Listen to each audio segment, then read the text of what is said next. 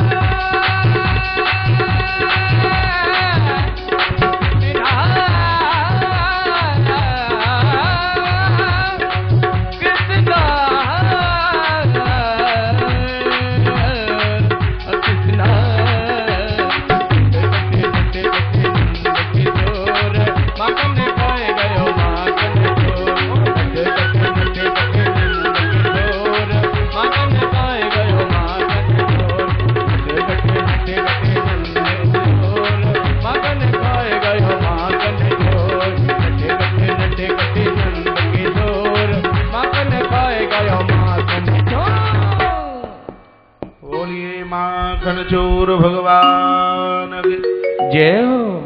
बड़ा आनंद आया। भागवत पांडाल में अभी अभी एक मोबाइल गुम हो गया। यदि किसी महानुभाव को मिले, कृपया हुए है मोबाइल यहाँ आगे ला करके रख दें, बड़ी मेहरबानी होगी।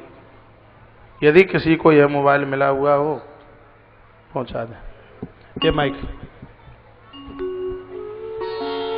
हमारे मध्य में श्री धाम वृंदावन से परम श्रद्धेय श्री धर्मदेव जी पाठक जी, जो बहुत बढ़िया भागवताचार्य हैं, बड़ी सुंदर कथा कहते हैं, बड़ी कृपा की है, वह हमारे मध्य में पधारे हैं।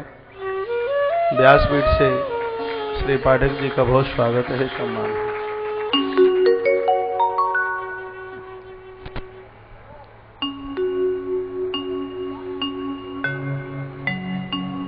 सुखदेव स्वामी कहते हैं, परीक्षित वत्सान मुंचन कुचित समय क्रोध संजात हासा। गोपियां मैया से उलाना देने के लिए जाती हैं, कहती हैं मैया समय से पहले ये बालक बछड़ा छोड़ देता है। हम गाय का दूध दोहने के लिए जाती हैं, बछड़ा गाय का दूध पी लेता है तो गाय मुंह पर लात फटकारती है। माता अपने बच्चे को तू समझा ले। बहुत बार मैं प्रवचन में निवेदन करता हूं, जो समय से बछड़ा छोड़े हुए है साधारण ग्वाला, और समय से पहले जो बछड़ा छोड़ दे हुए है वह असाधारण गोपाल, मेरे कृष्ण मेरे प्रभु। पूरी कथा यह कहना चाहती है कि भक्तों के उद्धार के लिए भगवान समय की प्रतीक्षा, समय का इंतजार नहीं करते, समय से पहले वह उसको मुक्त कर देते हैं।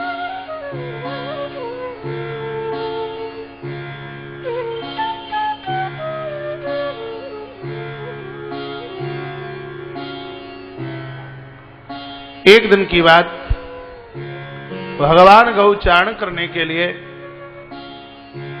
बाल मित्रों के साथ क्रीडन करते हुए, यह बड़ी पावन जगह है वर्तमान समय में, जिसको ब्रह्मांड घाट के नाम से जानते हैं। समय मिले तो कभी इस स्थान का दर्शन करने के लिए जरूर जाना। गोकुल से थोड़ा सा आगे है, बड़ा भावी स्थान, यमुना का पावन पुलिन तट है। ठाकुर जी ने मृदभक्षण किया, मिट्टी खाई है। ब्रजवासियों ने आकर मैया से शिकायत की, मैया भगवान के कान को पकड़े हुए खड़ी है। बस यही भक्त का भगवान के ऊपर कितना बड़ा अधिकार है, यही प्रेम लक्षणा भक्ति है। मैया कृष्ण के कान को पकड़े हुए बोलती है, तूने मिट्टी खाई? भगवान कहते हैं, ना हम भक्षत नावम वह सर्वे मिथ्याभिशंसिनः। माता ये सब झूठ बोल रहे हैं, मैंने मिट्टी नहीं खाई। यदि तुझे विश्वास नहीं है तो पश्य में मुखम, मेरे मुख की तरफ तू झांक करके देख। ज्यों ही प्रभु ने अपना मुख खोला तो माता ने भगवान के मुख में कोटि कोटि ब्रह्मांडों को देखा। ये बच्चा को बैठाना, बैठा बच्चा, करोड़ों करोड़ों ब्रह्मांडों को देखा।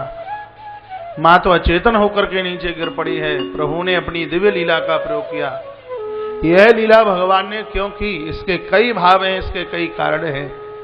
पहला कारण तो इसका यह है कि भगवान ने मुख इसलिए खोला क्योंकि मैया ने भगवान को लाना दिया। कहा, कृष्ण हम तुझे इतना दूध पिलाते हैं, मक्खन खिलाते हैं, तो भैया दूध दही कहां चला जाता है, सो तू जाकर के चोरी करता है। परमात्मा ने मुंह खोल करके मैया को यह बता दिया कि तेरे दूध को पीने वाले मेरे उदर में कितने बैठे हैं, बांट करके दिया जाए तो एक एक छटाक भी न मिले। इस बात को सिद्ध करने के लिए प्रभु ने यह लीला की। लीला का दूसरा भाव यह है कि मैया ने कई बार यह कहा, कृष्ण हम तुम्हें इतना प्रेम करते हैं, छाती चीर दें तो तस्वीर तेरी नजर आएगी। भगवान ने मुंह खोल के बताया, कहा मां अभिमान मत करना, तू मुझसे स्नेह करती है तो मेरे हृदय में भी देख ले कैसे करोड़ करोड़ भक्त मेरे हृदय में वास करते हैं। और ये भक्त मेरे हृदय में ऐसे वास करते हैं जैसे लोभी व्यक्ति के हृदय में धन वास करता है। इस कथा में रामायण के सुंदरकांड की एक चौपाई लगा लेना। रामायण सुंदरकांड 2 नंबर 47 और उसके नीचे की चौपाई है। मानस की चौपाई मुझे बहुत प्यारी लगती है, जहां भगवान अपना वायदा, जहां भगवान अपना संकल्प सुनाते हैं, अपनी प्रतिज्ञा को भक्तों को बताते हैं कि मेरा यह वायदा, यह संकल्प, मेरी यह प्रतिज्ञा है।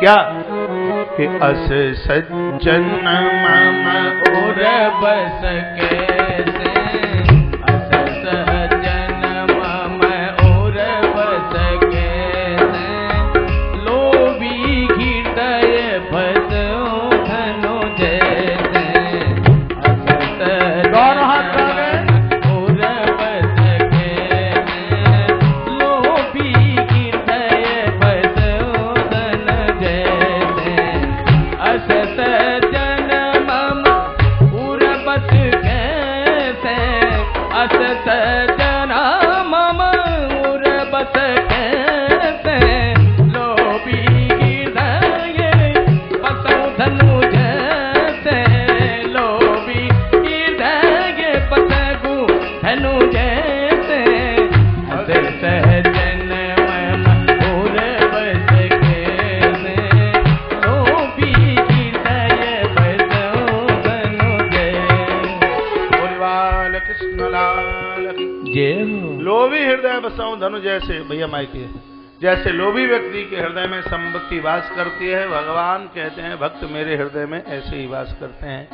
इस बात को सार्थक करने के लिए मेरे भगवान ने यह बड़ी सुंदर सी लीला की है। परमात्मा अब छोटे से और बड़े हुए हैं। भाई खटपट मत करो, आराम से बैठे रहो।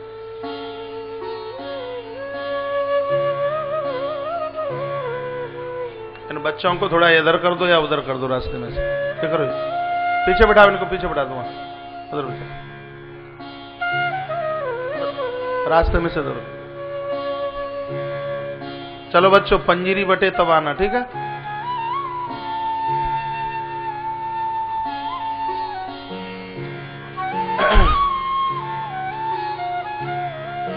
पुनः अपने ध्यान को एकाग्रचित कीजिए। एक दिन ब्रजवासियों ने कहा, लाला कन्हैया रोज तू हमारे घर में चोरी करे है, हमारा मन करे है कि हम तेरे घर को मक्खन खाएंगे। प्रभु ने न्योता दे दिया कि जरूर मेरे घर पधारो। आप अपने घरों में खाते हो, ठीक है, वह भोजन है, लेकिन मंदिर में मिलता है वह भोजन नहीं, वह तो प्रसाद है। प्रसादम सर्व दुखाना महान लाभ विजायते, प्रसाद से हानियां समाप्त होती हैं, लाभ मिलता है। मंदिर में आपने दर्शन किया, उसका महत्व तब है आप प्रसाद स्वीकार करते हैं। वस्तु कितनी है उसका महत्व तो नहीं है।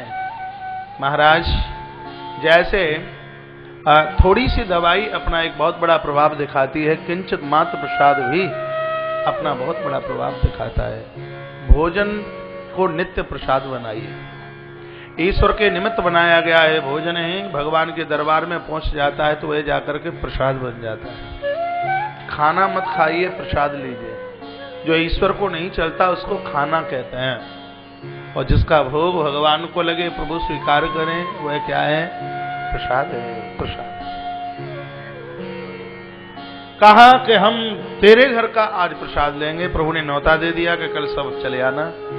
रात निकली, प्रातः हुआ। सुखदेव भगवान ये श्लोक बड़ी मस्ती से लिख रहे हैं। एकदा गृहदासीशो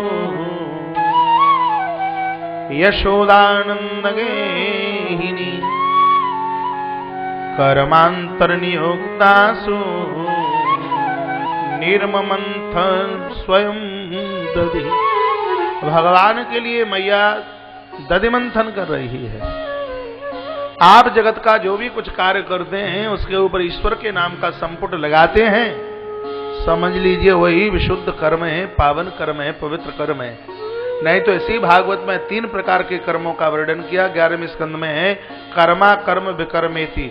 एक कर्म है, एक अकर्म है, एक विकर्म है। जो करने के लायक नहीं है उसको जो लोग करते हैं उसको अकर्म कहते हैं। मई सखाय और मदरा पाना, गर्जा वज्रा घात समाना, यह क्या है?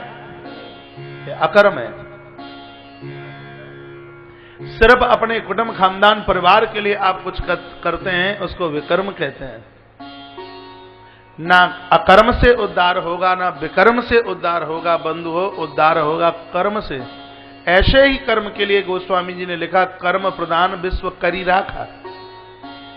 कर्मणा जायते जंतु कर्मणैव निलीयते। इस कर्म के द्वारा व्यक्ति का जन्म मरण और सुख और दुख का भोग भोगता है। बंधुओं, इस श्रीधाम वृंदावन की व्यासपीठ से है मेरा निवेदन होगा कि अपने विकर्म को कर्म में बदलिए। कर्म अलग से करने की आवश्यकता नहीं होती, बस विकर्म में थोड़ा सा मोड़ लगा दीजिए, वही मोड़ आपका कर्म में बदल जाएगा। मैं क्या बोल रहा हूं आप समझ पा रहे हैं? नहीं आई समझ में? हल्का पलटा लगाइए, करचली चलाइए हलवे में। कोई माता रात्रि को यह विचार करके सो गई कि प्रातः में जल्दी जगूंगी और बेटे के लिए लपसी बनाऊंगी और उसको खिलाकर स्कूल भेज दूंगी। राधिका दास जी, एक माँ ने ऐसा विचार किया और ऐसा विचार करके वह सो गई। प्रातः जागी है और उसने बढ़िया सिंगाड़े की लपसी बनाई, बेटे को खिलाया और बेटे को स्कूल भेज दिया। इतने से उद्धार आत्मकल्याण नहीं होगा, यह विकर्म रहा। अब हमको करना है कर्म। कर्म अलग से करने की आवश्यकता नहीं है, थोड़ा विकर्म में मोड़ लगा दीजिए। कैसे? कोई माँ ऐसा विचार करे प्रातः जल्दी जागूंगी, भगवान के लिए लपसी बनाऊंगी और प्रसाद रूप में बेटे को खिला करके स्कूल भेज दूंगी, तो वही आपका विकर्म है, कर्म में बदल गया। आटा सिंगाड़े का उतना ही लगा है, सिलेंडर का गैस की सिलेंडर की गैस भी उतनी ही खत्म हुई है, सब कुछ उतना ही हुआ है, बस थोड़ा सा मोड़ लगा दिया। पहले थाली बच्चे के सामने जा रही थी, अब के भगवान की तरफ वह मुड़ती हुई बच्चे के सामने गई है। जो भी कोई कार्य आप संसार के लिए करते हैं उसके ऊपर संपुट भगवान के नाम का लगा दें तो वही विकर्म तुम्हारा कर्म में बदल जाता है। कि कर्म जीव मात्र का उद्धार, आत्म कल्याण। तो कर्मांतर नियुक्तासु निर्म मंथा स्वयं दधी। भगवान ने जिंदगी पर्यंत जब तक भगवान कृष्ण ब्रज में रहे, मक्खन मैया यशोदा ने स्वयं निकाला है। ये कथाएं यशोदा और कृष्ण के लिए नहीं, कथाएं तो ये आपके लिए हैं। वृद्धा अवस्था में यदि बच्चों से अपनी सेवा चाहते हो तो इन बच्चों को दाई और बाइयों के हाथ की रोटियां मत खिलाओ, इनके लिए अपने हाथ से भोजन बनाओ। पहले माताओं के पास इतना काम हुआ करता था, आज कोई काम नहीं है, फिर भी लगता हम बहुत बिजी हैं। महाराज बहुत बिजी है, इतना बिजी है, आई इतना बिजी है, काम बहुत इतना काम है, क्या बताएं। झाड़ू लगाने वाली आवे, पोछा लगाने वाली आवे, कपड़े धोने वाली आवे, हैं, 4 फुलके बनाने वाली आवे, तो फिर बिजी काहे नहीं? सीरियल देखने। खैर आप तो कोई ऐसी माता है नहीं सीरियल वाली। हाँ, आप तो वैष्णो देवी माता की लाइव आरती देखती हैं। आप तो संस्कार आस्था टेलीविजन पर कथा, आप कोई बुरा न मानना। आप चित्रहार के गीत वाली थोड़ी, गाने वाली थोड़ी। भी देखा पवित्रता के साथ में हाथ से बनाया हुआ भोजन, इसका बहुत बड़ा प्रहार होता है, बहुत बड़ा प्रभाव होता है। हम 80-80 किलो 90-90 किलो 100-100 किलो वजन ढोते हुए वहीं घूम रहे हैं फालतू बिना काम के। वृक्ष बन जाते तो लकड़ी वाला कम से कम किवाड़ हम में से बना देता तो किसी के घर की रखवाली तो करते। फालतू में कुंटल कुंटल वजन ढोए घूम रहे हैं। अपने घर में किसी रसोई में किसी दाई वाई को प्रवेश नहीं। ठीक है वह झाड़ू पोंछा कर दे, लेकिन 4 फुलके तो अपने हाथ से बनाइए, बच्चों को अपने हाथ से खिलाए। फिर कहोगे कि बच्चे हमारी बात नहीं मानेंगे, खाक बात मानेंगे बच्चे आपकी? आपने बच्चे को अपना दूध पिलाया, जन्म बाद में बोतल की व्यवस्था पहले, पूरा जीवन ही बोतल में। फिर बच्चा क्यों भूलेगा? छोटा था तब मां ने बोतल लगाई दूध की बाजार की, थोड़ा बस्ता लेकर के चला पढ़ने के लिए तो दुकान पर लगाई बोतल कैंपा कोला की, कोको कोला की। थोड़ा जवानी में आया फिर उसने ठेके पर लगाई बोतल लाल परी की, और बीमार होकर के बूढ़ा होकर हॉस्पिटल पहुंचा तो डॉक्टर साहब ने कहा जब जन्म से ही तेरा बोतल का इतना बड़ा संकल्प है तो मैं तेरे संकल्प को काय के लिए तोड़ूं। तो उसने ठूंस दी बोतल ग्लूकोज की, पूरा का पूरा जीवन ही इसका बोतल में निकल गया। बच्चों का भविष्य आपके हाथ है। ये कथाओं को कहानियों के रूप में, किस्सों के रूप में आप कथाएं सुने तो कभी पंडाल में मत जाना। ये किसी यशोदा और कृष्ण की कथा नहीं, ये कथाएं तो हमारी और आपकी कथा है। आज भी मैंने उन संभ्रांत करोड़पति परिवारों को देखा है जिन घरों में दाई बाइयां वस्त्र धोने की स्थिति तक हैं, उनकी रसोई में रोटियां माताएं ही बनाती हैं। रसोई माताएं बनाती। तो मैं कहता हूं बुरा लगता होगा, लगता हो तो राम राम मत करना, और क्या है, लगे तो लगे। एकदा गृहे दासीषु यशोदानंद गेहिनी कर्मांतर नियुक्तासु निर्ममंथन स्वयं दधी। 11 वर्ष 52 दिन तक कृष्ण मां यशोदा की देहरी पर रहे। एक दिन ऐसा नहीं निकला जिस दिन भगवान का मक्खन माता यशोदा ने किसी गैर के हाथ से निकलवाया। यह विशुद्ध कर्म है, पावन कर्म है।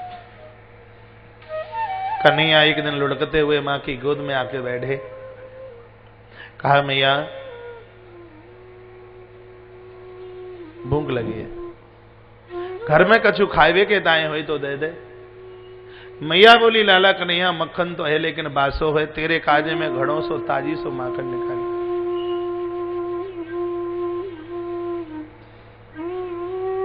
ना तो बासा खाना और ना बासा किसी को खिलाना। प्राय 90% व्यक्ति भोजन बासा ही करता है। आप सब ताजी करते हैं? एक बार हाथ उठा के बताओगे कितने लोग ताजी भोजन करते हैं? 6 तारीख से पहले की बात कर रहा हूं।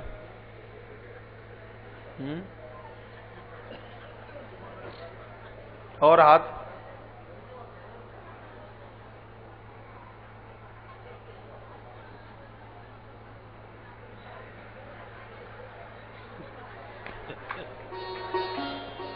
ये जितनों ने हाथ उठाए हैं सब बासे वाले, हाथ नीचे कर।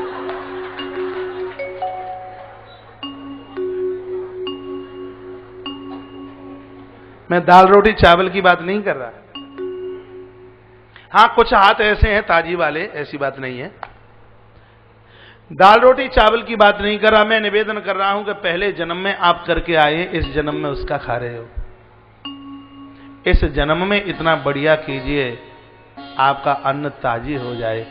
24 घंटे में से 3 घंटा परमार्थ और परमात्मा के लिए जो निकालते हैं वही ताजी भोजन वाले हैं और सब बासे वाले हैं। दुनियादारी के लिए 21 घंटा कम है क्या? संसार के लिए 21 घंटा कम है? सत्कर्म और ईश्वर के लिए, परमार्थ परमात्मा के लिए प्रभु ने सिर्फ 3 ही घंटा तो मांगा है। 3 घंटा, ज्यादा कहां है? 3 घंटा। 3 घंटे प्रभु को नहीं दे सकते, वो समय के चोर हैं, वो समय के बेईमान हैं।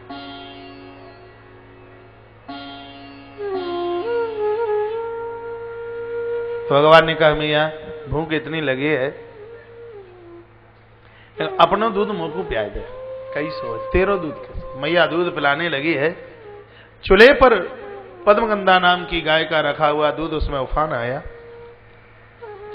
दूध सोचने लगा कि प्रभु मां का दूध पीकर क्षुधा की निवृत्ति कर रहे हैं, हमारे लिए धिक्कार है। दूध जलने लगा। बंधुओं कथा दूध की नहीं, कथा मेरी और आपकी है। दुग्ध ने सोचा मैं प्रभु के काम नहीं आया, मुझे जल के खाक हो जाना चाहिए। ये 6 फीट का प्राणी कभी यह विचार करता नहीं कि मैं ईश्वर के काम नहीं आया, मुझे समाप्त हो जाना चाहिए। संस्कार संस्कृति के साथ जी रहे हैं तो ग्रस्त में रह के भी आप संत हैं, आप महापुरुष हैं, आप साधु हैं। साधु जाति नहीं है, साधु मठ नहीं है, साधु मंदिर नहीं है, साधु संप्रदाय नहीं है, साधु प्रभाव नहीं है, साधु संगठन नहीं है, साधु संस्कार है, साधु संस्कृति है, साधु सौम्यता है, साधु सत्कर्म है, साधु सद्भाव है, साधु सद विचार है, साधु सद भावना है, साधु सद चिंतन है, साधु सद आत्मीयता है, साधु सत्यता है, साधु समर्पण है, साधु सुगंधी है, साधु संगीत है, साधु स्वर है, साधु सौम्य है, साधु सुहावना है, साधु भक्ति की सुंदरता है, साधु अध्यात्म की सुखता है। साधु तो आप घर में रह करके भी साधु हैं यदि आप ईश्वर से, धर्म से, सत्कर्म से, संस्कारों से यदि आप जुड़े हैं तो।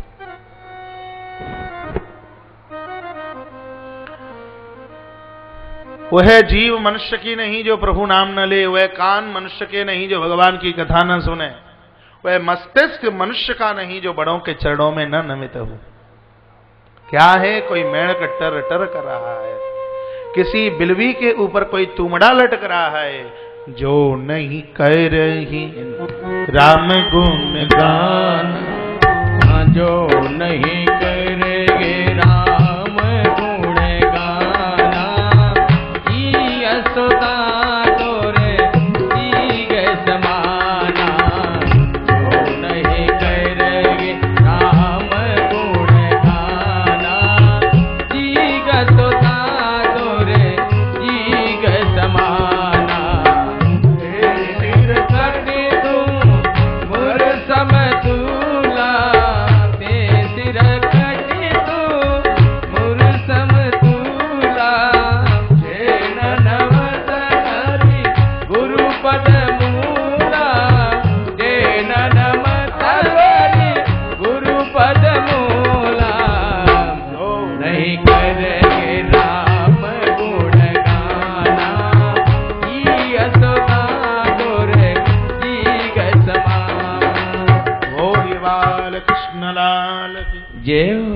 यह कथा सुन करके आज से ही आपको वृंदावन से नियम लेके जाना है। कल प्रातः से जब बिस्तरा छोड़ेंगे तो सबसे पहले भगवत नाम उच्चारण करेंगे, जीवन सार्थक हो जाएगा, पावन हो जाएगा।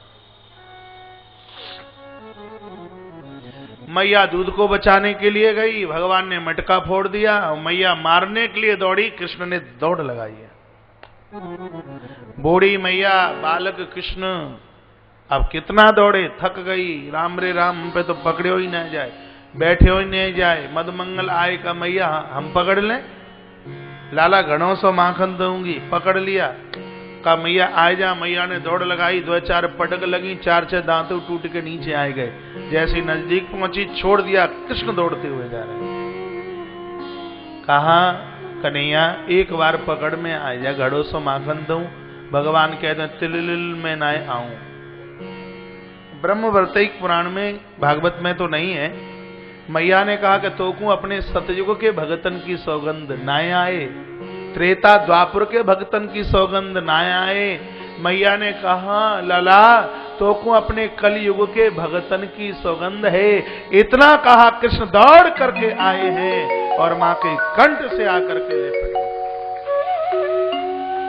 मुझे अचंबा लग रहा है कि सतयुग का नाम लिया तो आपने ताली नहीं बजाई, त्रेता का नाम लिया तो ताली नहीं बजाई, द्वापर का नाम लिया तो ताली नहीं बजाई, और कलयुग का नाम लिया सब ताली बजाने लगे।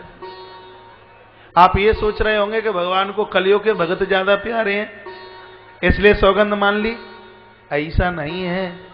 भगवान ने सोचा कि द्वापर त्रेता सतयुग में तो अनगिनत भगत थे, कल काल में तो गिने चुने होंगे। दुकान का शटर ऊपर से नीचे करने से फुर्सत नहीं होगी। यदि इनकी भी सौगंध नहीं मानी गई तो फिर मुक्ति के गोदाम में ताला डालना पड़ेगा। यह विचार करते हुए भगवान मैया के कंठ से आकर के लिपट गए। मैया ने उलूखल से माना है प्रभु को। भक्ति में यह ताकत है। पहले तो तदपि 2 अंगुलम न्यूनम, रस्सी 2 अंगुल छोटी पड़ती है। 2 अंगुल रस्सी का अभाव है। अहंकार और मोह जब तक समाप्त नहीं होगा भगवान वंदन में नहीं आएंगे। अहंकार की लाठी को फेंका, भगवान बन गए हैं। मैया घर के कार्यों में लग गई। प्रभु ने उलूखल खींचना शुरू कर दिया। 2 वृक्षों के बीच में से भगवान निकले, धड़ाम से पेड़ टूट। धरती पर गिरे, 2 महापुरुष प्रकट हो गए और दोनों ने भगवान की स्तुति की। कहा कि वाणी गुणानु कथनी श्रवणौ कथाया, भगवान कृपा कर दीजिए है वाणी सदैव आपके नाम का उच्चारण करते रहे, कान कथा सुने, मस्तिष्क बड़ों के चरणों में झुकता रहे। परीक्षित ने पूछा कि गुरुदेव यह कौन थे कि वृक्षों में से पुरुष बन करके प्रकट हो गए? का पुराण नारद सापेना, देवर्षि नारद के श्राप के द्वारा कुबेर के 2 पुत्र मणिग्रीव और नलकूबर यह दोनों वृक्ष बन गए। का कैसे कि एक दिन की बात थी, दोनों जल में विवस्त्र होकर स्नान कर रहे। देवर्षि नारद आए और श्राप दे दिया कि तुमको बिना कपड़े का शौक है तो जाइए पेड़ ही बन जाओ जिनको कभी वस्त्रों की जरूरत नहीं पड़ती। पुराणाकार कहते हैं कि जिंदगी के 6 कार्य ऐसे हैं जहां वदन के ऊपर वस्त्र होना चाहिए। कान के ढपोले खोल के सुनो, 6 कार्य यदि बिना कपड़ों के किए जाते हैं तो व्यक्ति बहुत बड़ा अपराधी है। श्लोक बोल रहा हूं, स्नानम दानम तथा होमम शयनम गमनम भुजम। स्नान करते समय, नहाते समय शरीर के ऊपर वस्त्र हो, यह मर्यादा है। कागज पर ही नहीं, यह हृदय के पन्ने पर बुद्धि की कलम से हस्ताक्षर करने लायक बात है। ये थोड़े ही के बाथरूम में हमें कौन देख रहा है, यह मर्यादा है। नहाते समय देह के ऊपर वस्त्र हो, गलती मत कर बैठना। स्नानम दानम देते समय, गमनम यात्रा करते समय, शयनम सोते समय शरीर के ऊपर वस्त्र हो, भुजिम भोजन करते समय। यदि इस मर्यादा का उल्लंघन किया है तो कृत पाप भवेत शब्द लिखा है, व्यक्ति नम्बरी पापी है। क्या तुमने बिना कपड़ों के स्नान किया तो जाइए जड़ हो जाओ, वृक्ष हो जाओ। कुबेर के दोनों पुत्र रो पड़े, कहा गुरुदेव माफतू कर दो। क्या वृक्ष तो बनना पड़ेगा, लेकिन अब तो माफी क्षमा मांगते हैं तो जाइए, साधारण वृक्ष नहीं, द्वापर में नंद भवन के आंगन के तुम वृक्ष बनोगे। उस समय भगवान कृष्ण प्रकट होंगे और उनके स्पर्श के द्वारा तुम्हारी जड़ता समाप्त हो जाएगी और तुम अपने असली रूप में आ जाओगे। यह तो वो सुना दिया जो कागज में लिखा है, ग्रंथ में थोड़ा पलटा लगाएं कथा में। भगवान के स्पर्श के द्वारा पेड़ में से आदमी प्रकट हुए हैं। इसका मतलब है कि ईश्वर के स्पर्श से जड़ में भी चेतनता आ जाती है। इसलिए रोज भगवान को छुआ करो। रात को गोपाल जी को जब सुलाओ तो एक बार अंग में लो, छाती से लगाओ। यह माताओं के लिए बेटा ही है, ये शिष्यों के लिए गुरु है, ये पुत्रों के लिए पिता है। बिल्कुल निश्चित रूप से सब रिश्ते इसने निभाए। यह किसी का लाल बनाए, यह किसी का गुरु भी बनाए, यह किसी का बेटा भी बनाए। सूर्य ने इन्हें बेटा बनाया, अर्जुन ने इनको अपना गुरु बनाया, मीरा ने तो अपना सर्वस्व इनको बना लिया। इनसे तो जो संबंध जोड़ लो बढ़िया। इनके स्पर्श के द्वारा जड़ता समाप्त हो जाती है। चाहे राम रहे हो चाहे कृष्ण, इनके स्पर्श से जड़ चेतन हो गया। कृष्ण की तो बात सुन ही रहे हैं आप, राम की भी सुन लीजिए।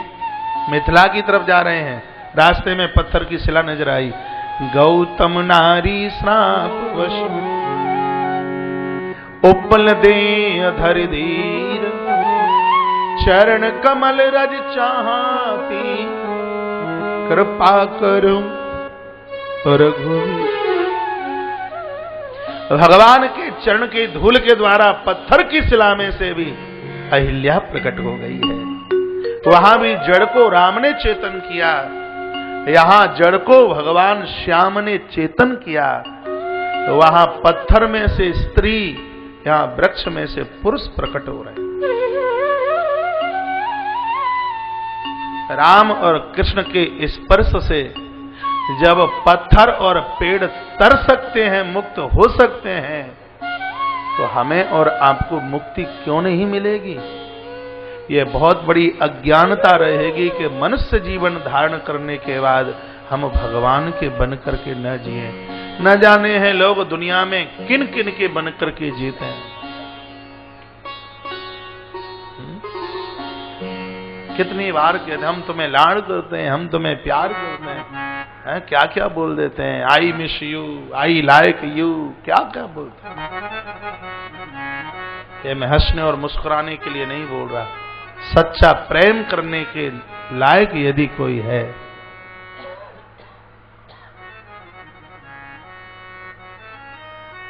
माई इंपोर्टेंट पार्ट्स कृष्णा।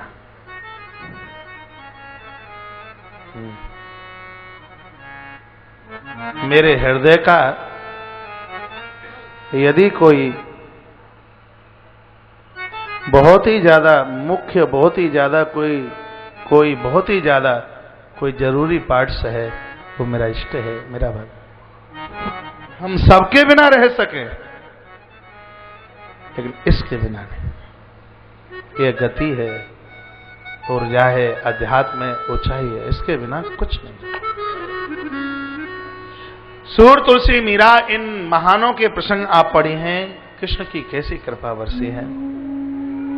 संतों की जिंदगी आप पढ़ा करें। भक्तमाल ग्रंथ अपने अपने घर रख लो। वृंदावन में आए हैं, वृंदावन से चैतन्य चरितावली लेके जाना, वृंदावन से भक्तमाल लेकर के जाना। संतों ने अपने जीवन में कैसे प्रभु को प्राप्त किया, पढ़ने लायक ग्रंथ है। प्रभु परिक्रमा करके है चले गए। मैया को बड़ी गिलानी हुई, बड़ा दुख हुआ। फल बेचने वाली एक सुखिया मालिनी रोज आती है, रोज नंद भवन की परिक्रमा करती है, कहते कोई फल ले लो, कोई फल ले लो। गोविंद ने सोचा कि सबको फल मैं दूं और ये मुझे भी फल देने को कौन आई। हाथ में धान लेके भगवान, एक कथा मुझे बहुत प्यारी लगती है। गोविंद हाथ में धान लेके गए हैं, दोनों अंजलियों के बीच में छिद्र हुआ। महाराज एक धान बचा, सब नीचे गिर गया। और माता सुखिया मालिनी ने टोकरे के जितने फल थे गोविंद की झोली में, मेरे गोपाल ने एक दाना उसके टोकरे में ज्यों ही डाला, टोकरा पूरा का पूरा रत्नों के द्वारा भर गया। इसका मतलब क्या है? कर्म करते करते यदि कर्मों के फलों को भगवान के चरणों में समर्पित कर दोगे तो एक दाना क्या है, ईश्वर की एक दृष्टि, परमात्मा की एक दृष्टि भी यदि आपके ऊपर पड़ गई तो आपकी जिंदगी का टोकरा आनंद के रत्नों से भर जाएगा। इसलिए कर्म करते रहिए, फल की इच्छा मत रखिए, निष्काम होकर कर्म करें। सुखिया मालिनी ने रोज परिक्रमा लगाई। प्रदक्षिणा का बड़ा महत्व है, लेकिन परिक्रमा लगाने का एक नियम सा है। मैंने गिरिराज जी की परिक्रमा में देखा है, लोग ऐसे दौड़ रहे हैं कि कोई महाराज घोड़ा दौड़ता हुआ जा रहा हो, चला हो, लोगों में धक्का मुक्की। और ये भिंड मुरैना साइड के आते हैं परिक्रमा लगाने के लिए, गिर वो महाराज ऐसे दौड़े। कोई बैठा हो भिंड मुरैना का बुरा ना मत मानना, मैंने देखा वहां। और यूं कोहनी चंबल के पानी में बड़ा करंट है, और यूं कोहनी मार मार करके यूं चले। महाराज परिक्रमा करते समय चाल ऐसी होवे जैसे 7 महीने में एक गर्भिणी माता की जो चाल होती है, नहीं तो अगले जन्म में घोड़ा घोड़ी ही बनना पड़ेगा। सुखिया मालिनी ने प्रदक्षिणा करते करते प्रभु को प्राप्त किया। तत्पश्चात मेरे भगवान एक दिन यमुना के पावन तट पर थे। विलुप्त दूषिताम कृष्णा कृष्णा कृष्णायना विभु। सांवले कृष्ण ने सांवली यमुना में सांवले कालिय के बारे में सुना, समझा, सोचा। यहाँ 3 बार कृष्णा शब्द लिखा। विलुप्त दूषिताम कृष्णा कृष्णा कृष्णा हिना विभु। एक कृष्णा कृष्ण के लिए, दूसरा कृष्णा मां यमुना के लिए, तीसरा शब्द कृष्णा उस सांप के लिए, सर्प के लिए। इसका मतलब यह है कि भक्त और भक्ति और भगवान तीनों में अंतर नहीं है। 3 बार यहां कृष्णा शब्द लिखा है, बहुत अच्छा लग रहा है मुझे। कृष्ण के लिए कृष्णा, विलुप्त दूषिताम कृष्णा, कृष्णा कृष्णा, 3 बार कृष्णा। तो एक कृष्णा भगवान कृष्ण के लिए, दूसरा कृष्णा भक्ति यमुना के लिए, और तीसरा कृष्णा भक्त कालिय के लिए। कालिय भी भक्त है, नहीं तो सिर के ऊपर भगवान का चरण कैसे पहुंचता। भक्त भक्ति भगवान गुरु, चतुर नाम बपु एक, इनके पग बंदन किए नासहि विघ्न आदि।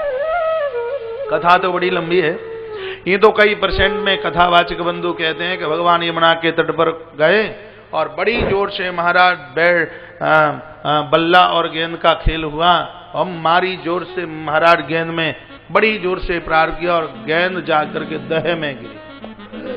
ब्रजवासी रोए, हमें वही गेंद चाहिए।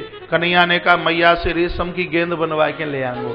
ये कथा भागवत में नहीं है और पुराणों में हो सकती है, हो सकती क्या है, लेकिन भागवत में नहीं। गेंद का खेल भागवत में नहीं। यहां तो स्पष्ट लिखा है भगवान कदम के वृक्ष के ऊपर चढ़े, मृत घायल पशु पंक्षियों को देख करके और छलांग लगा दी। यमुना के तट में सांप सो रहा था। देवियों ने आते हुए देखा, पूछा कौन हो तुम? क्या मेरा परिचय मत पूछिए, अपने पति को जगाइए। नहीं जगाया, मारी जोर से चोट, फुनफुनाता हुआ जागा। सोचने लगा यह बालक यमुना के जल आया तो आया कैसे और आ भी गया तो अभी तक जिंदा कैसे है। घमासान युद्ध हुआ, भगवान ने एक एक फड़ को दबोचना शुरू कर दिया। तब हाथ जोड़ करके बैठ गया। अनुग्रही भगवान प्राणास्त्यजत पन्नगा, पन्नग मीन्स सर्प। हाथ जोड़ करके कहता है मारते क्यों? अरे धूर्त, पूरे जल को विषाक्त कर दिया। और यह पूछता है मारते क्यों हूं? कालिया ने कहा दुनिया आपने बनाई, मनुष्यों को आपने बनाया, सर्पों को भी आपने बनाया और सांपों के अंदर जहर का थैला भी आपने दिया। जब यह दिया था तब सोच लेते कि ये गड़बड़ तो करेगा। संसार के सब कारण नियंता आप ही हैं तो हमें क्यों मारते हो? भगवान ने कहा आया तो था तुझे दबोचने के लिए, लेकिन भगवान ही कारण तत्र सर्वज्ञो जगदीश्वर। यदि तू मुझे पूरे जगत का देवता समझता है तो जा, हम तुझे माफ कर देते हैं, स्थान छोड़ के चला जा। काली रो पड़ा, का भगवान जाऊंगा नहीं क्योंकि मुझे गरुड़ मार डालेंगे। गरुड़ संत है, काली मौत है। महाराज संतों के सामने मृत्यु थर थर कांपती है। भगवान ने कहा कि तेरे सिर के ऊपर अब मेरा चरण चिन्ह है, अब तुझे गरुड़ मारेंगे नहीं, गरुड़ तुझे अपने कंठ से लगाएंगे। स्थान छोड़ करके चला गया। ये कथा आपने एक बार नहीं बहुत बार सुनी है। इसकी असलियत मैं आपके सामने ये रखना चाहूंगा। यमुना भक्ति माता है, कालिय अभिमान है। भक्ति रूपी यमुना में भगवान अहंकार रूपी कालिय को नहीं रहने देते। भक्ति में अभिमान क्या है? मंदिर मैंने बनवाया, भंडारा मैंने करवाया, यज्ञ मैंने करवाया, दान मैंने दिया, इतने लोगों का लालन मैंने किया, इतनी बेटियों का कन्यादान मैंने किया। यही तो भक्ति में अहंकार है। भगवान भक्ति में अभिमान नहीं रहने देते। आप ज्यादा नहीं थोड़ा कीजिए, लेकिन करने के बाद अभिमान न आए, अहंकार न आए। उस कालिय के माथे में तो महाराज ऐसा विषय है जिससे डसने से व्यक्ति एक बार मरता है, लेकिन अहंकारी लोगों की इंद्रियों में ऐसा वासना का जहर है कि लोग बार बार मरते हैं। करोड़ों जन्मों की वासना के ऊपर विजय प्राप्त कर लेना, यही कालिय मर्दन की लीला का यह भाव है। योग वासिष्ठ रामायण में गुरुजी वशिष्ठ कहते हैं राम कोट जन्म समुत्थेन राम संसार वासना। यह वासना करोड़ों करोड़ों जन्मों की। अच्छा, घड़ी का कांटा अपना पूरे समय पर पहुंच गया। आइए 10 मिनट में गिरिराज पूजा करते हैं। क्या करूं, मुझे ध्यान ही नहीं रहता। आज सोच के आया था कि 6:30 बजे कथा छोड़ दूंगा, नहीं हो पाया। आइए 10 मिनट और दीजिए। बोलिए बांके बिहारी लाल की जय हो, कृष्ण कन्हैया लाल की जय हो। जय जय श्री राधे, जय श्री राधे, श्री राधे श्याम। कालिय के ऊपर भगवान ने कृपा का वर्षण किया और उसके तत्पश्चात यज्ञ पत्नियों के ऊपर कृपा का वर्षण। और यही कार्तिक का महीना था और श्री ब्रज की यह पवित्र घटना थी। क्या घटना है? हेमंते प्रथमे मासी नंद ब्रज कुमारिका। हेमंत ऋतु में 2 महीने आते हैं, अगहन और कार्तिक। तो प्रथमे मासी शब्द लिखा है, इसका मतलब है कार्तिक का महीना। कार्तिक के महीने में ब्रज की छोटी छोटी कुमारिका। सुखदेव भगवान ने कहा 5 साल से ज्यादा आयु किसी की नहीं थी। यमुना में स्नान करने के लिए जाती हैं, जय श्री कृष्णा जय श्री कृष्णा जय श्री कृष्णा बोलती हैं। स्नान करते समय भगवान का नाम लिया करो और जीमते समय चुपचाप रहा करो। लेकिन जीमते हैं तो पूरी बक खुल जाती है और नहाते हैं तो महाराज फिल्म के गीत गाने गाते हैं। पंजाब में कहीं कथा कर रहा था, मेरा मुंडा बिगड़ा जाए, मेरा मुंडा बिगड़ा जाए। नहाते समय प्रभु नाम उच्चारण कीजिए, खाते समय चुपचाप मां, अन्नपूर्णा माता का अपमान। गोपियां रोज स्नान करती हैं, कात्यायनी की पूजा, कात्यायनी महामाये महायोगिनीधीश्वरी नंद गोप सुतम देवी पतिम में कुरते नमः। नहाने के बाद क्या करें, सीधे जीवने के लिए बैठ जाए? नहीं, गोपियां पूजा करती हैं कात्यायनी की। नहाने के बाद भले ही 2 मिनट आप पूजन करें, आप भी नहाने के बाद भगवान का नाम लीजिए। क्या मिलेगा इससे? नंद गोप सुतम, नंद बाबा का बेटा कृष्ण मिल जाएगा, इसमें कोई संशय वाली बात नहीं। गोपियां ऐसा ही रोज करती हैं। एक दिन भगवान ने वस्त्रों को उठाया। ये कथा सुनकर लोग कृष्ण के ऊपर बहुत उंगलियां उठाते हैं। इस पवित्र व्यासपीठ से मैं निवेदन करना चाहूंगा, ना तो गोपियां वस्त्र उतार कर स्नान कर रही थी और ना भगवान श्री कृष्ण ने गोपियों के वस्त्रों को उठाया। क्या गोपियों को आप स्त्री समझते हैं? नहीं। गौ इंद्रियेषु कृष्ण रस पिबती गोपी। जिस जीवने अपनी हर इंद्रिय से कृष्ण रस का रसास्वादन किया है, कृष्ण रस का रसास्वादन किया है, उसी जीवात्मा का नाम कृष्ण है, उसी जीवात्मा का नाम गोपी है। और महाराज इस जीव गोपी के वस्त्रों को भगवान ने नहीं, माया के आवरण को उठाया है। परमात्मा कहते हैं कि जिसने भक्ति में डुबकी लगाई हो उसकी देह के ऊपर में माया का आवरण रहने नहीं देता। यह तो महाराज अविद्या भंग की कथा है, यह तो माया के हरण की कथा का वर्णन किया गया है। भगवान ने गोपियों को न्योता दिया कि सद पूर्णिमा की रात्रि को उस महाराष्ट्र के आंगन में मैं तुमको निहाल करूंगा। तत्पश्चात अग्रसर कथा का वर्णन। भगवान आज गाय चराते हुए आए तो महाराज नाक आनंद ले रही थी घर में घुसते ही। क्यों? तरह तरह के मिष्ठान बनाए जा रहे थे, पकवान बनाए जा रहे थे। कन्हैया ने पूछा, मैया ये व्यवस्था काहे की? का गौशाला में बाबा को पूछ लीजिए। कृष्ण सीधे गौशाला पहुंचे, बाबा को पूछा, बाबा ये कौन से देवता की पूजा है? नंद बाबा ने कहा, कृष्ण पर्जन्यो भगवान इंद्रो मेघा तस्मात् होता है। हमारे पुरखों के जमाने से पूजता हुआ आया देवराज इंद्र, उसकी हम पूजा करते हैं तो वर्षा होती है, वर्षा होती है तो अन्न धन की प्राप्ति होती है, इसलिए पूरी व्यवस्था देवराज इंद्र के लिए है। भगवान श्री कृष्ण ने इंद्र की पूजा का विरोध किया, कहा इंद्र की पूजा नहीं होगी। क्यों नहीं होगी? ये अहंकारी है। पूजा गोवर्धन की होगी, जहां जिस पहाड़ पर पर्वत पर हमारे पशु पंछी चरते हैं। भगवान ने गोवर्धन की पूजा का समर्थन किया। गोवर्धन का अर्थ आप जानते हैं? गोवर्धन शब्द की संधि विच्छेद कीजिए, गौ प्लस वर प्लस धन बराबर गोवर्धन। गौ कहते हैं इंद्रियों को, वर कहते हैं श्रेष्ठ को, धन कहते हैं खजाने को। जिन लोगों के पास में पवित्र इंद्रियों का खजाना है वही लोग पूजने के लायक हैं। जिनकी इंद्रियों में पवित्रता है वे इस लोक में भी पूजते हैं, वे उस लोक में भी पूजते हैं। इसलिए श्रीमद् भागवत में रासलीला बाद में गोवर्धन लीला पहले, क्योंकि जब तक इंद्रियों में पवित्रता नहीं होगी तब तक यह जीवात्मा रासलीला की क्लास में बैठने का अधिकारी हो ही नहीं सकता। 25 किलो गोबर इकट्ठा करके और 7 परिक्रमा लगा लें, गोवर्धन महाराज 23 कोस की परिक्रमा, इससे गोवर्धन लीला पूरी नहीं होगी। इस कथा को सुनकर हम अपनी इंद्रियों को पावन करें, इंद्रियों को पवित्र करें। 7 दिन वर्षा होगी, अभी आप सुनेंगे कृष्ण गिरिराज को उठाएंगे। गिरिराज इष्ट हैं, जब तक इष्ट को सतोगुण के ऊपर नहीं उठाओगे तब तक भोगों की मार से बच नहीं सकते, भोगों की वर्षा से बच नहीं सकते। भगवान कहते हैं, बाबा पूजा इंद्र की नहीं, पूजा गोवर्धन की हो। भगवान ने गोवर्धन की पूजा का समर्थन किया। पूर्व में जब भगवान राम बन करके आए, सेतु का निर्माण हुआ, पुल बन करके तैयार हुआ, हनुमंत लाल जी अंतिम पहाड़ लेके आए। राम जी ने कहा कि सेतु का काम पूरा हो चुका है, हनुमान इस पर्वत को तुम जहां से लेके आए हो इसको वहीं पहुंचा दो। पर्वत रो पड़ा। पहाड़ ने कहा, प्रभु हमें इतने बुरे आपके काम नहीं आए, हमें मार डालिए। रो पड़ा पर्वत। भगवान राम ने कहा कि मेरे चरणों में तेरी इतनी प्रीति है तो मैं यह वायदा करता हूं कि आने वाले द्वापर में मैं तो आकर के बनूंगा कृष्ण, और उस द्वापर में सालमली द्वीप में द्रोणागिरी पर्वत का तू पुत्र गोवर्धन बन करके आएगा। मैं स्वयं तेरी पूजा करूंगा, पूरी दुनिया से तेरी पूजा कराऊंगा, और यह मेरा वरदान है तेरे लिए, जो वर्ष में तेरी 24 परिक्रमा करेगा, उसके घर में किसी भी प्रकार की कोई कमी नहीं रहेगी। आज भी 11 के समय में या पूर्णमासी के समय में गोवर्धन नाथ भगवान के चरणों में भारी भीड़ होती है। बड़े सिद्ध देवता हैं।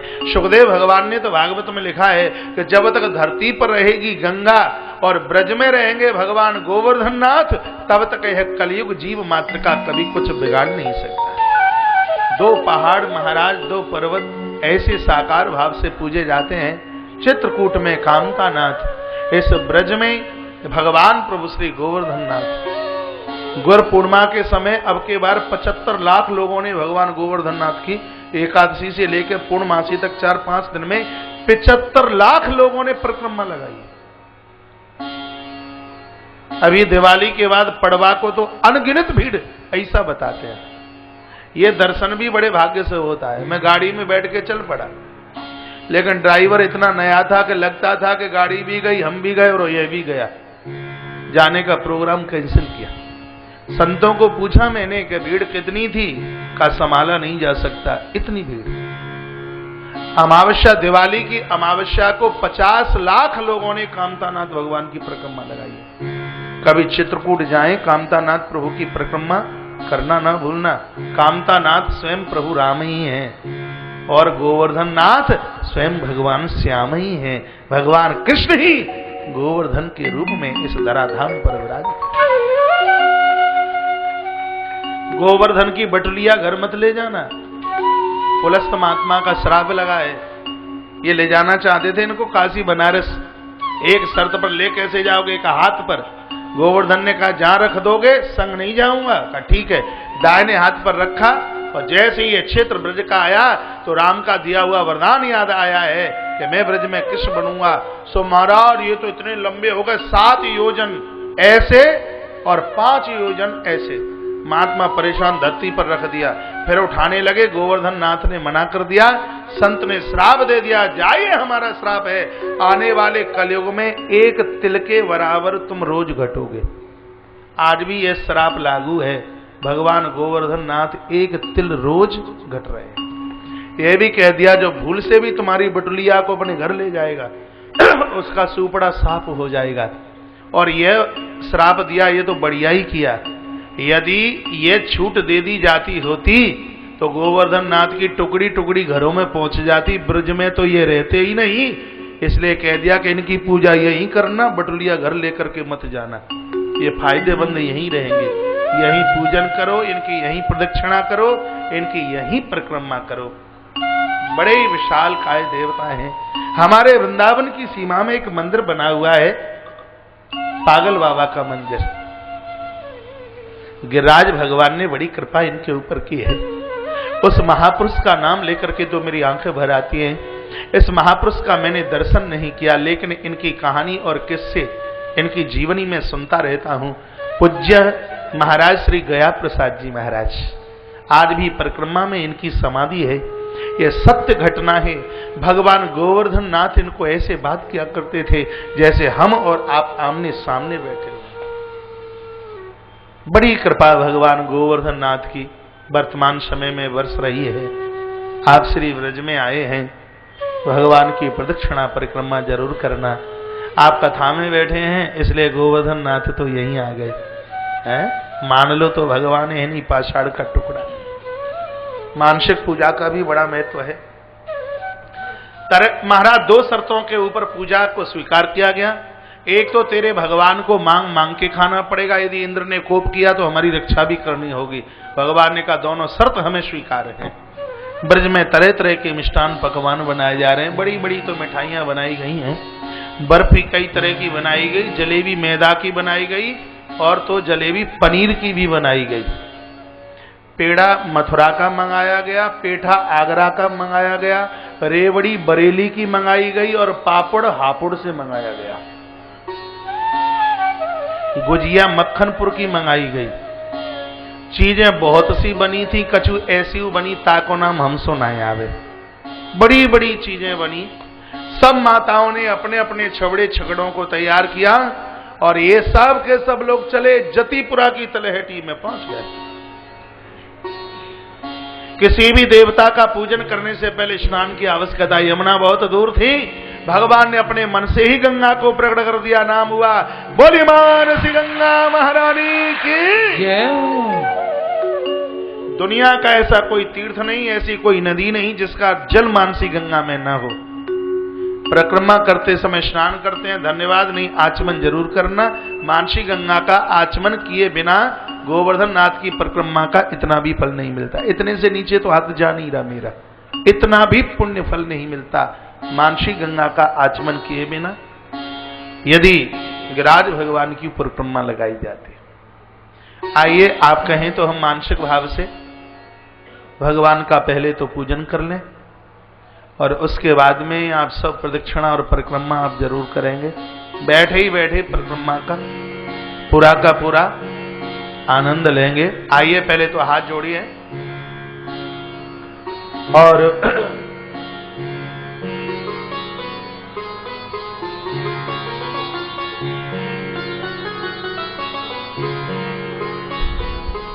गोवर्धन गिरधारी रे,